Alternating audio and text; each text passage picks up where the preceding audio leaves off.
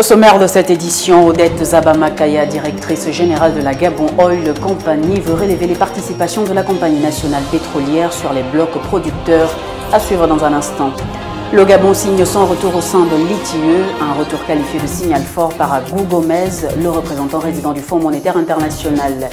Et puis Total Gabon présente le trophée au chef de l'État, Ali Bongo Ondimba. Voici pour les titres, bonsoir et bienvenue dans l'édition du soir. Voulant exploiter une mesure inscrite dans le code pétrolier, Odette Zabamakaya, directrice générale de la Gabon Oil Company, veut relever les participations de la compagnie nationale pétrolière sur les blocs producteurs. Selon Africa Intelligence, la directrice générale de la GOC veut prendre les participations à hauteur d'environ 15% sur les parts détenues par Perenco et Total Energy. La directrice veut également s'appuyer sur une mesure du code pétrolier pour atteindre ses ambitions. On parle à présent du retour du Gabon à l'ITIE, un mois après son retour à l'initiative pour la transparence dans les industries extractives. Le Gabon a reçu les félicitations d'Agou Gomez, représentant résident du Fonds monétaire international au Gabon. Il a salué le respect de l'engagement pris par les autorités gabonaises pour jeter les bases d'une gestion transparente des richesses provenant des ressources naturelles au Gabon. Reportage. Un signal fort.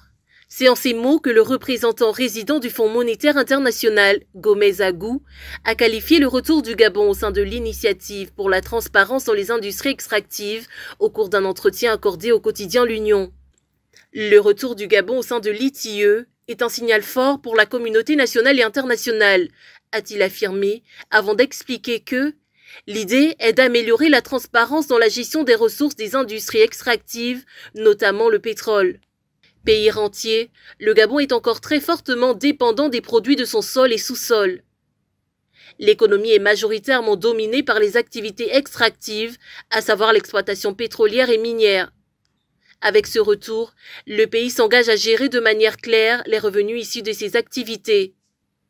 Face à certains défis urgents, comme le plan de la transformation de l'économie gabonaise, la transparence devient un indicateur majeur.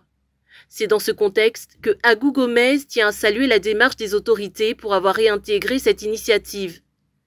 Il les invite par ailleurs à permettre à ceux que l'on voit les fruits de cette démarche.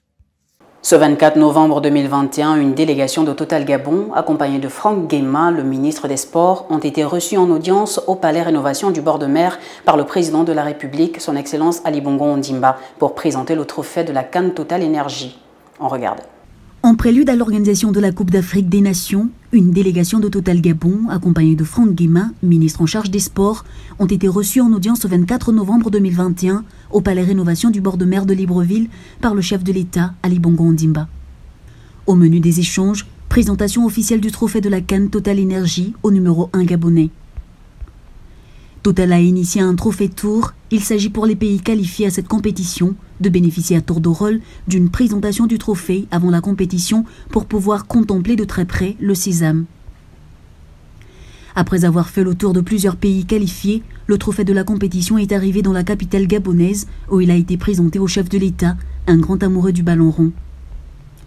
Pour rappel, le Gabon a arraché son ticket pour le Cameroun et sera logé dans le groupe C, aux côtés du Maroc, du Ghana et des Comores. Un groupe plutôt relevé dans lequel les Panthères ont toutes leurs chances.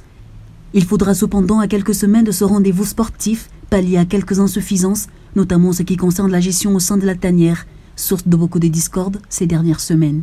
Et voilà qui met fin à cette édition. Merci de l'avoir suivi. On se retrouve dès demain, 13h. D'ici là, restez connectés sur les programmes de Média 241. Excellente soirée.